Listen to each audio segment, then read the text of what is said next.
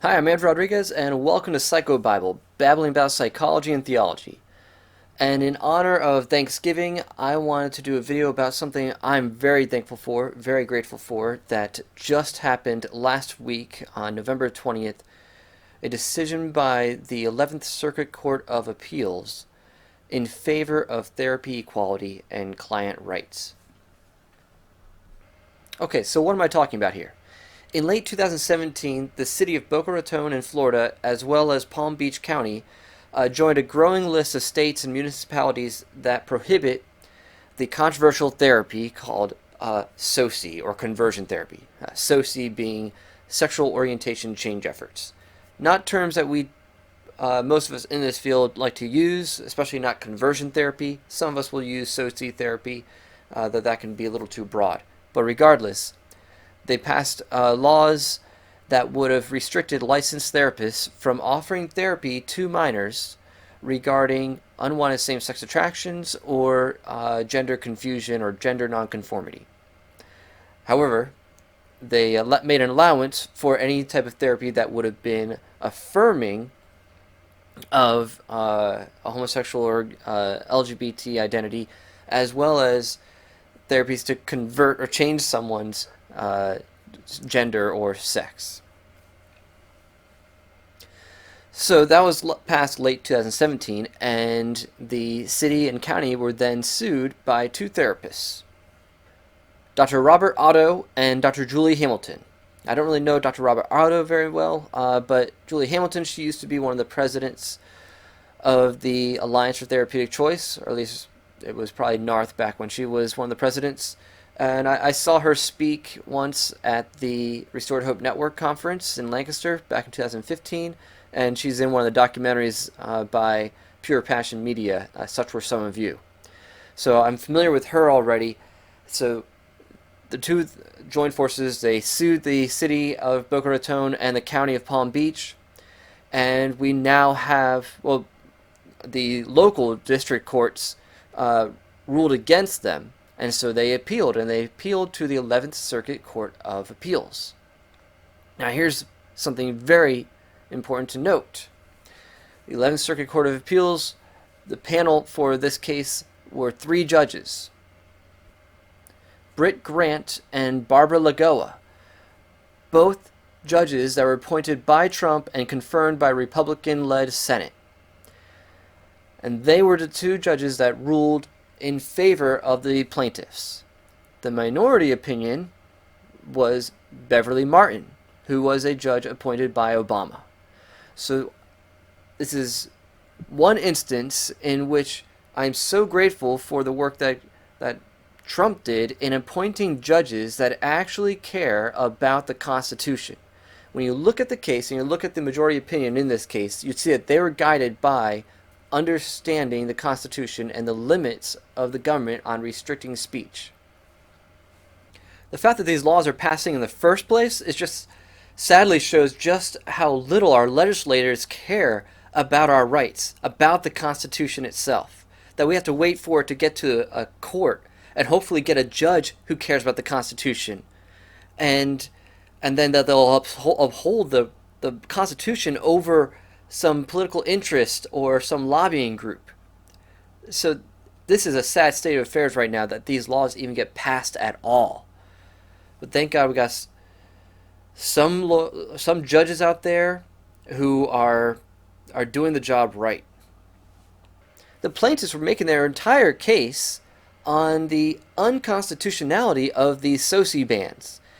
And they were right for making this their argument, more than about, okay, whether or not this type of therapy is effective or ineffective or potentially harmful or beneficial.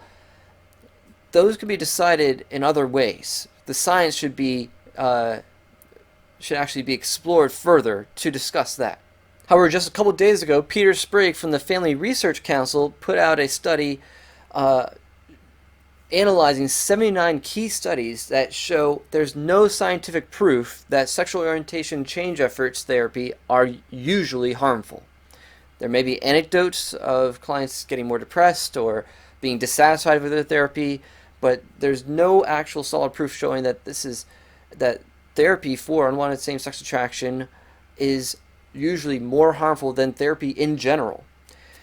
So if we actually allow the science to guide us, I'm confident we'll still come out on top when it comes to allowing therapy to exist and give clients the right to choose the therapy that fits their goals and their values, their beliefs, and their biology, actually.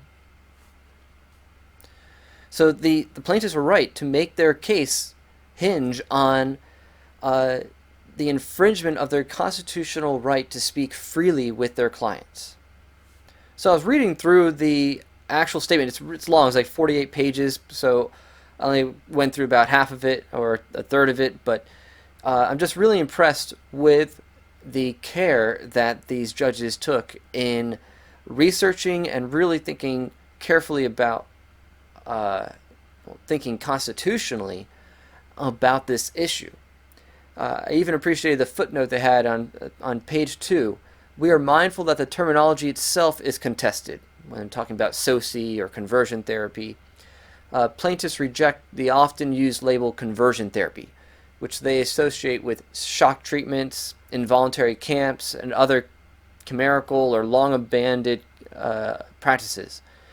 We will proceed with the broad, if imperfect term, sexual orientation change efforts. This term is used in both ordinances, and all parties seem to accept it. So I appreciate that statement that they put there at the beginning. Now, most of the bans across the country in different states and other cities and municipalities, they'll use either SOCE or conversion therapy, and they'll define them this way.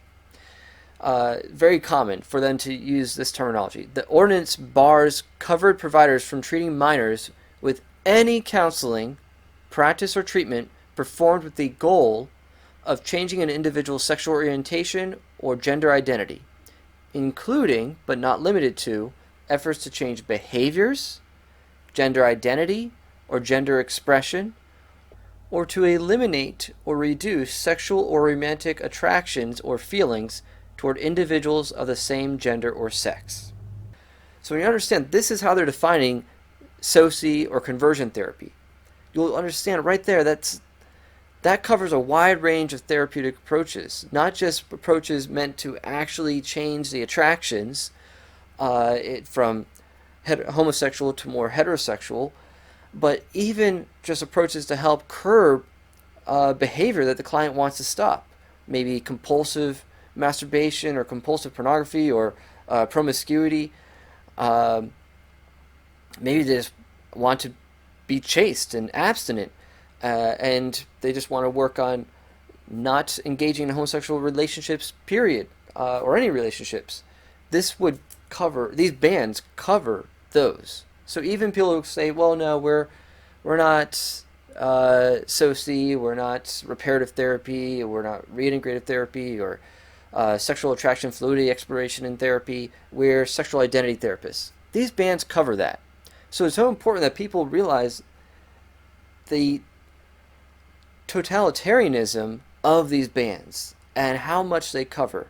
That even if you got someone who doesn't want to really try to change the attractions, but just wants to work on adhering to their sexual ethics as a Christian or a Jew or a Muslim or just someone who is not even religious, but their attractions are incongruent with the way they see themselves. They should have access to therapy that suits them, especially when they can identify a potential root cause, such as maybe trauma or abuse. So many kids who might go to therapy for unwanted same-sex attraction are often going because they experienced molestation and they're finding their attractions are changing or being impacted by that traumatic experience.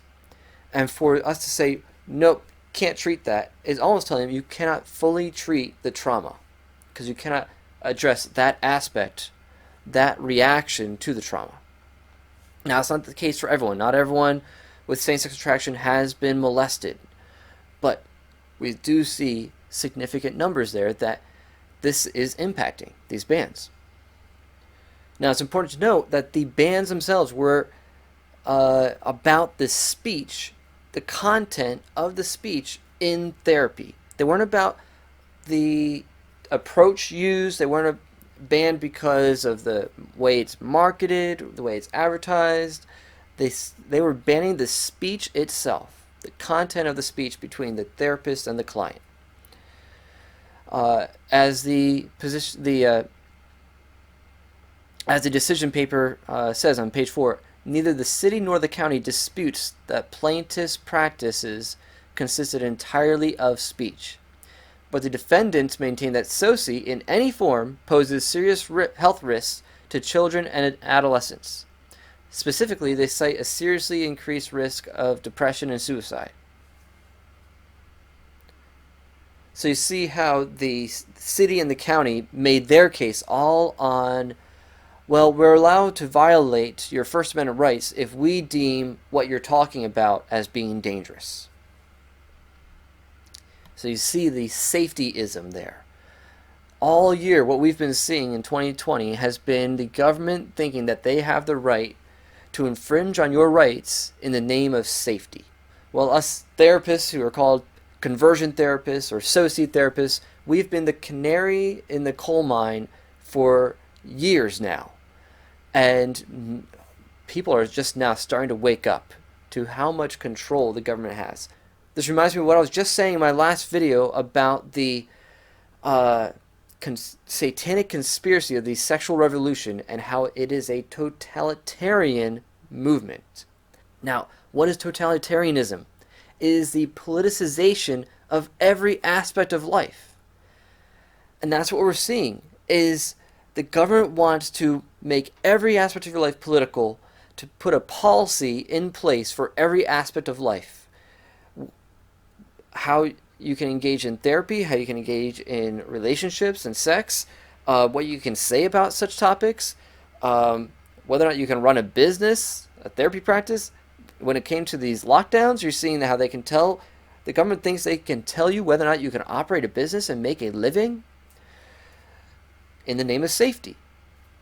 So it's all part of the same movement, a totalitarian movement that will not easily go away, because with the government, once you give them an inch, they'll take a mile. Once the government gets power, they don't give it back.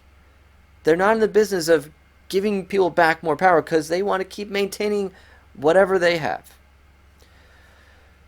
So thank God for something like the founders of our country having the foresight to put in place a constitution that protects the rights of the individuals over the state. But what we're seeing with this far left movement, with these radical sexual revolutionaries, is seeing how much of that constitution they can erode by calling it a living, breathing document, so they can shape it to their own whims. The decision papers continue. Page 5. The First Amendment prohibits the political restriction of speech in simple but definite terms. Congress shall make no law abridging the freedom of speech. Those same terms and their guarantee of free speech now apply to states and municipalities as well as of the federal government. At the heart of that guarantee is the principle that each person should decide for himself or herself the ideas and beliefs deserving of expression, consideration, and adherence. This is a case about what speech the First Amendment allows the government to ban, and under what circumstances. So the first question we need to consider is whether the ordinances are content-based regulations. If they are, we analyze them under strict scrutiny. If not, they receive the lighter touch of intermediate scrutiny or perhaps even rational basis review. The answer to the content-based or not question turns out to be as easy here as it was in Wolfschlager, another case, based on whether or not a medical doctor can ask their patients about whether or not they own a firearm. Because the ordinances depend on what is said. They are content-based restrictions that must receive strict scrutiny. The city and county, the defendants, were making the case that their ban against therapy was not a ban against speech, but against conduct. But the judges say, we can understand why they would make this claim. If the ordinances restricted only non-expressive conduct and not speech, then they would not implicate the First Amendment at all. Our court, though, has already rejected the practice of relabeling controversial speech as conduct. In a case quite similar to this one, we laid down an important marker.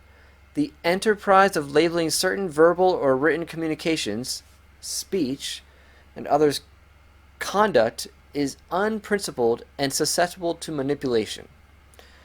And they're citing that Wolfschlager case regarding the medical doctors. And between that decision and this one, the Supreme Court also rejected an attempt to regulate speech by recharacterizing it as professional conduct. More on that later in their document. The local governments cannot rescue their ordinances by calling the plaintiffs' speech conduct. Page 9. One reliable way to tell if a law restricting speech is content-based is to ask whether enforcement authorities must examine the content of the message that is conveyed to know whether law has been violated. And yeah, they would have to get recordings of your sessions and look at your notes about what was discussed in order to really make that determination. Page 10. We cannot see how the regulations here can be applied without considering the content of the banned speech. Indeed, as we said in Wolfschlager, this is not a hard case in that respect. The regulations are plainly speaker-focused and content-based restrictions on speech. They limit a category of people, therapists, from communicating a particular message. Whether therapy is prohibited depends only on the content of the words used in that therapy. And the ban on that content is because the government disagrees with it. And whether the government's disagreement is for good reasons, great reasons, or terrible reasons has nothing at all to do with it. All that matters is that a therapist's speech to a minor client is legal or illegal under the ordinances based solely on its content. The governments point out that the therapists have other similar avenues of expression. To be sure, the therapists remain free to describe SOCE to the public or recommend that a client receive SOCE in another jurisdiction. Like, well, it's banned here, but you can go over to that county or that city. Well, what happens if every county, if the entire state bans it and all the bordering and neighboring states ban it? And what then? What if the whole country decides to ban it? Would that still make it legal? Like, constitutional? In any event, as I say, page 11, the constitutional problem posed by speech bans like this one is not mitigated when closely related forms of expression are considered acceptable. Imagine, for instance, the government of Skokie, Illinois had defended the state court's injunction on a pro-Nazi parade by assuring the Supreme Court that people are welcome to advocate for a pro-Nazi demonstration. It's just that they could not actually hold the demonstration. You're welcome to advocate for holding it, but you're actually not allowed to hold it. As terrible as a pro-Nazi demonstration would be, the government does not have the right to restrict your ability to hold it.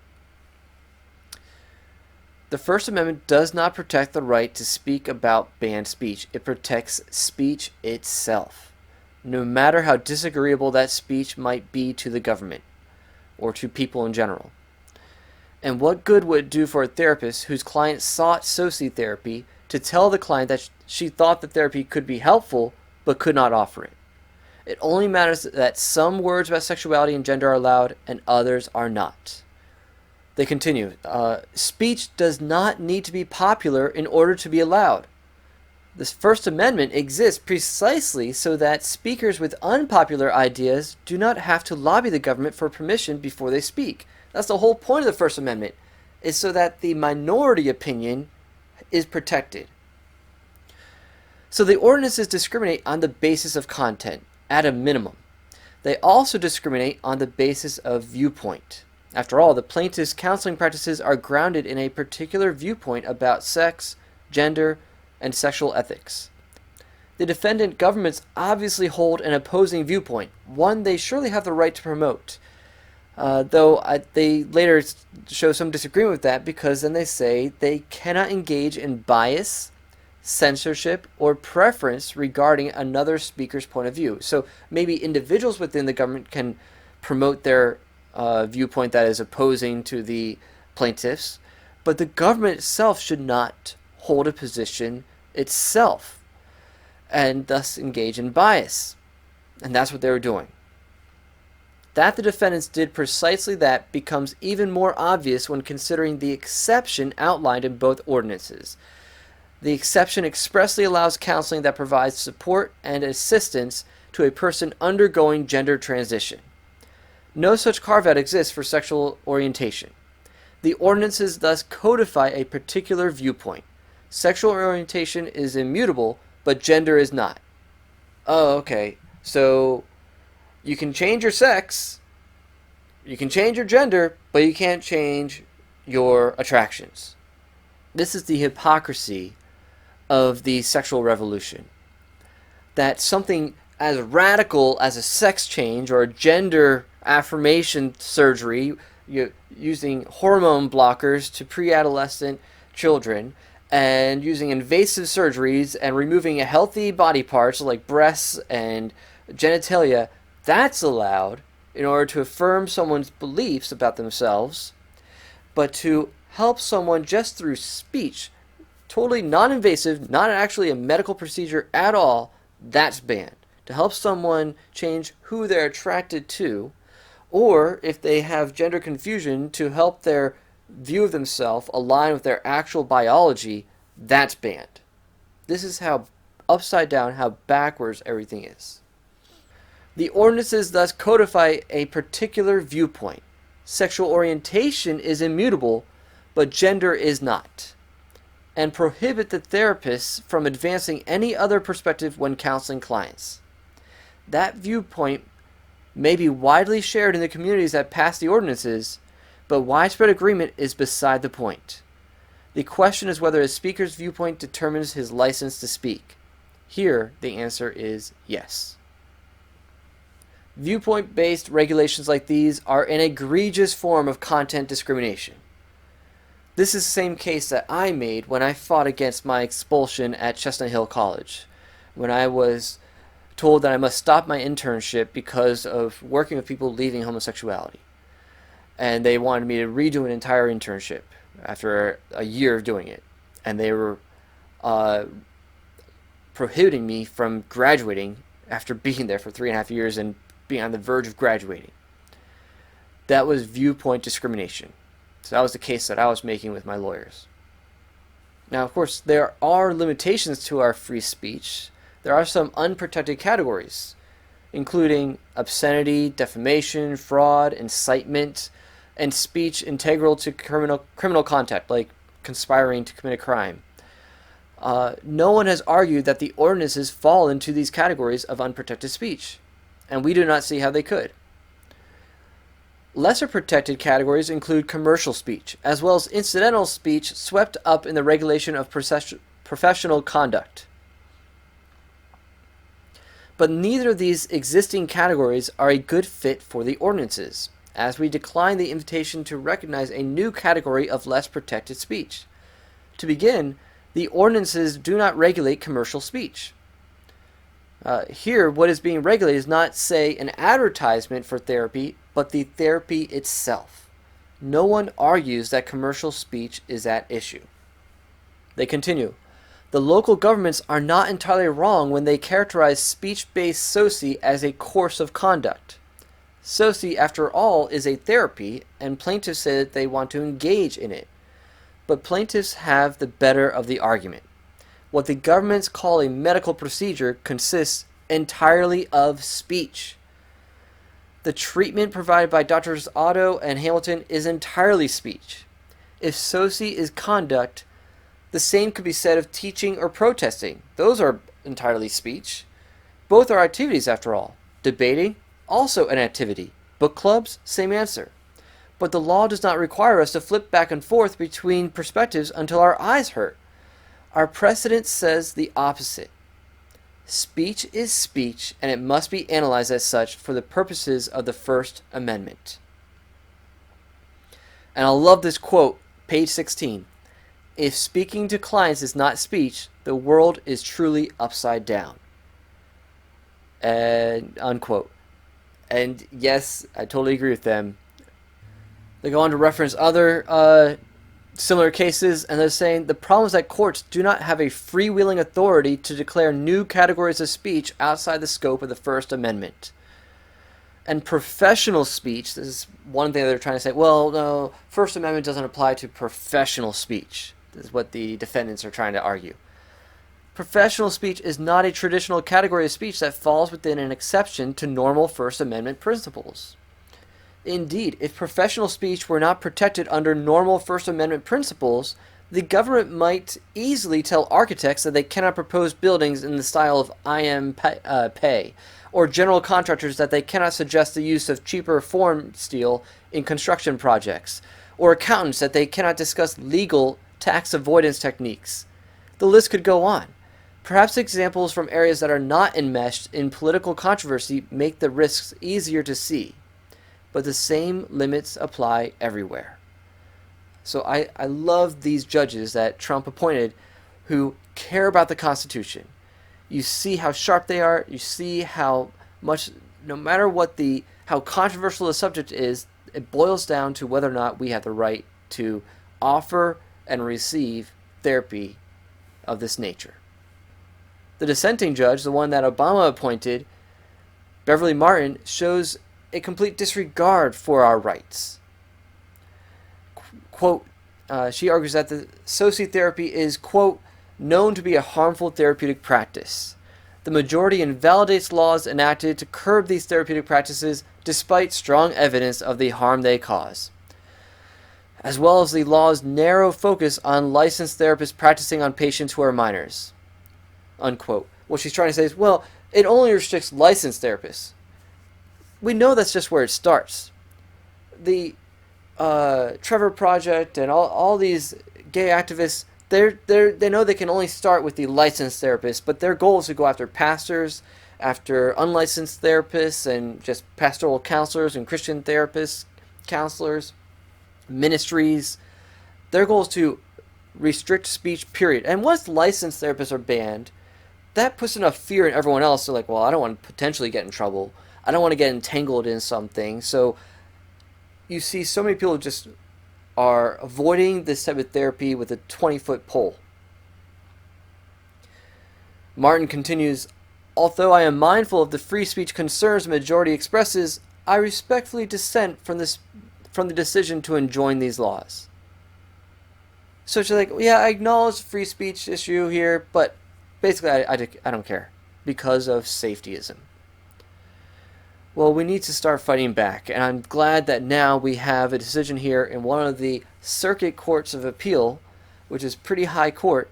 And guess what? This doesn't just affect Boca Raton and Palm Beach County, because the 11th Circuit Court of Appeals covers all of Florida, Georgia, and Alabama. So their decision has a really sizable impact on these therapy bans. And this can now be used as a precedent to start overturning bans in other municipalities and states across the country. So this is one thing I am thankful for, and I hope you'll care about this as well. Even if you don't have a dog in the fight, I hope you'll get a long-term perspective and see how you actually do. Because once the government can start restricting your liberties and your freedoms in one area, they'll keep going. If one thing 2020 has taught me is how, as I've seen people become more complicit and compliant with totalitarianism, with the government restricting what you can do, what you can say, where you can go, what you can wear, we're seeing that, sadly, too few people care about liberty and their freedoms. And they would rather let the government control every aspect of their life in the name of safety. But I hope you see long term how disastrous that will be, how dangerous that would be.